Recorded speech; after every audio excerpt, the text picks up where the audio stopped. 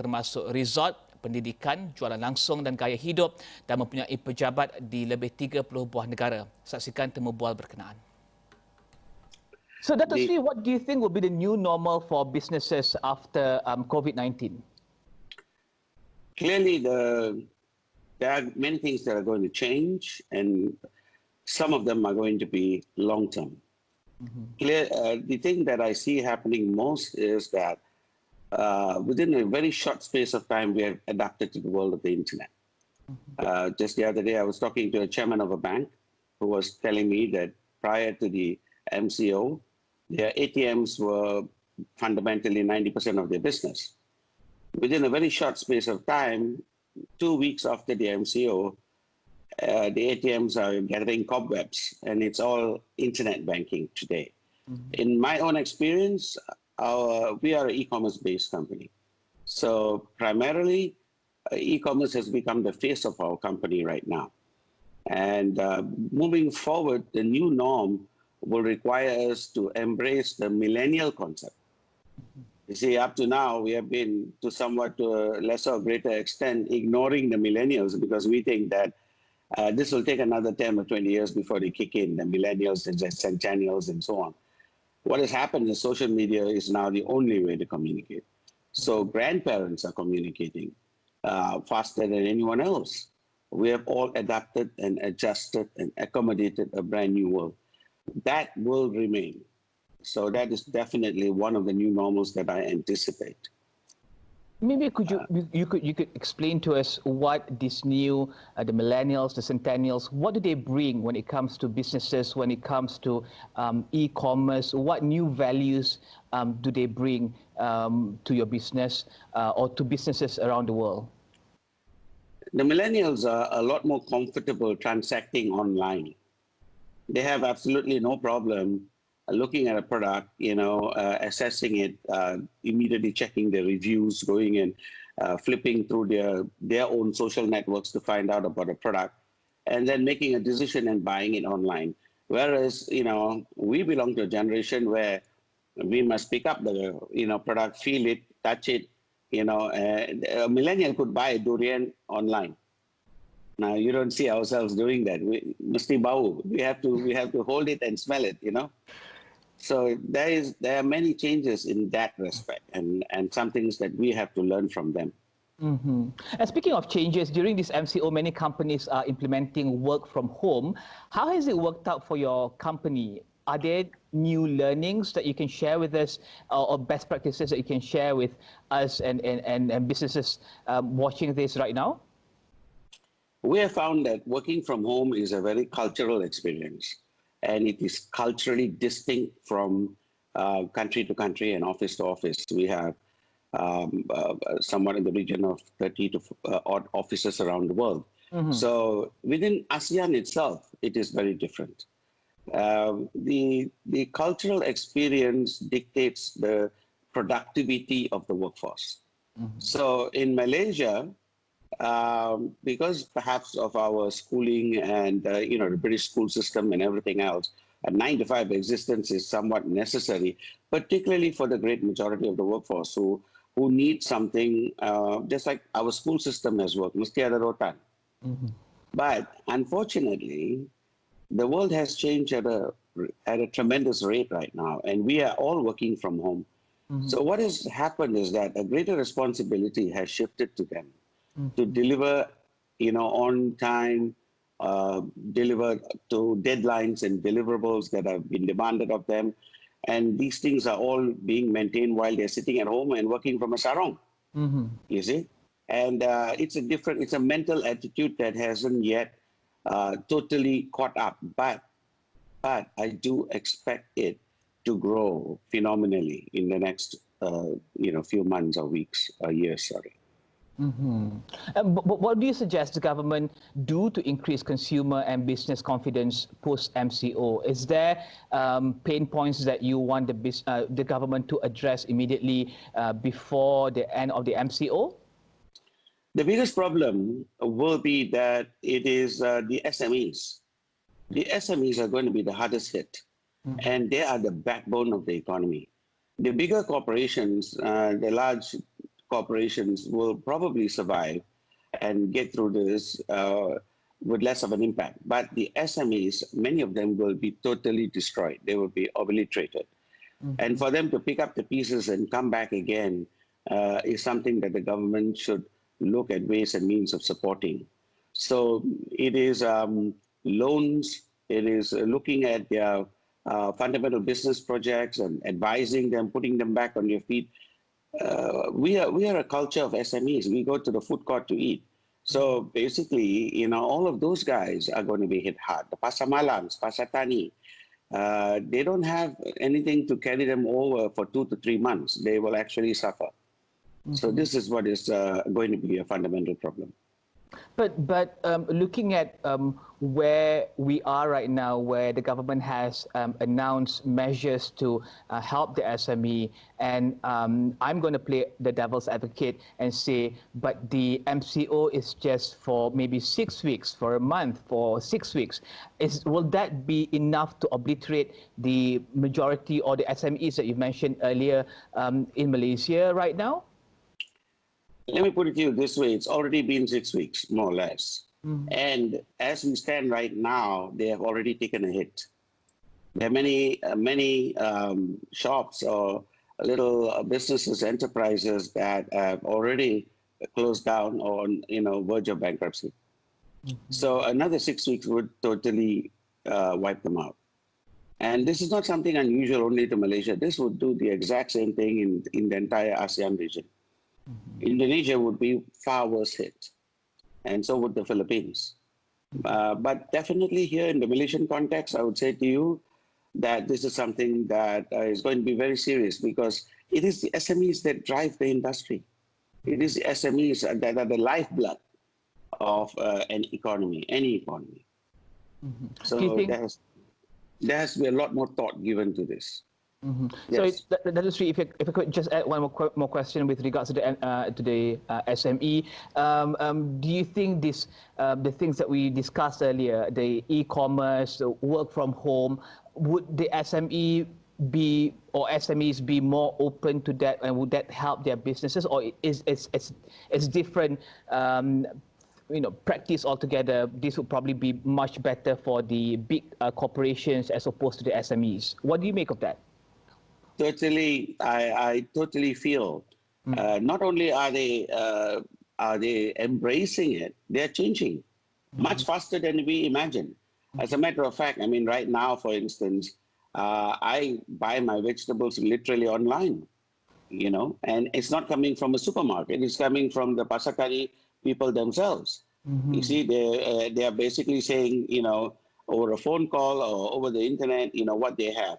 You see, the smartphone has basically become the fundamental tool of choice. So they can instantly take a photograph of the vegetables they have right now or what is available, and you have it on WhatsApp. So if you're on WhatsApp, together with your vegetable supplier, he delivers it to your house. So in effect, that's already happening. It's something that is happening right now because of the MCO. But I feel because of the convenience and because it is actually a far more pragmatic way of approaching the business, it will work even after. And the millennials.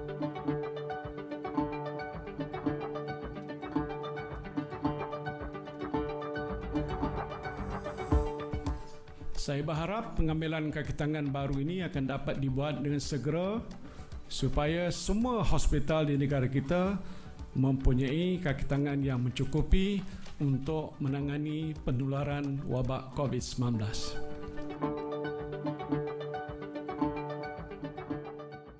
Anda duduk di rumah anda, quarantine, self-isolation. Sebab COVID-19 ini berada di mana-mana saja. Duduk rumah, kekal selamat. Stay cool, stay tenang, try to find things to do. Saya memerlukan sokongan anda semua. Just stay. And what kind of support do private companies like yours expect from the government during this time? Because I believe you have many different businesses or types of businesses. Are some more hit than the others? What kind of support will private companies like yours expect from the government? We have, as you say, many departments, and basically close to 600 odd employees here in Malaysia itself. The challenge is that many of these departments have not been able to move online. Now, to these departments who are basically shut down, literally, and doing nothing, we have to, for us, that is a fundamental challenge to meet the salaries and payrolls of these departments over the next 1 or 2 months. And getting them back to, working order will take some time. Now, what the government can help us with is exactly that. We are already, motivated morally and ethically to meet as much of the salary demand as we can potentially do. However, we are limited simply by the fact that at the end of the day, we can only do what we can do. It is limited by the P&L sheet of every company. So it is something we have to seriously look at, and forcing us to cut down and become leaner and meaner, so to speak.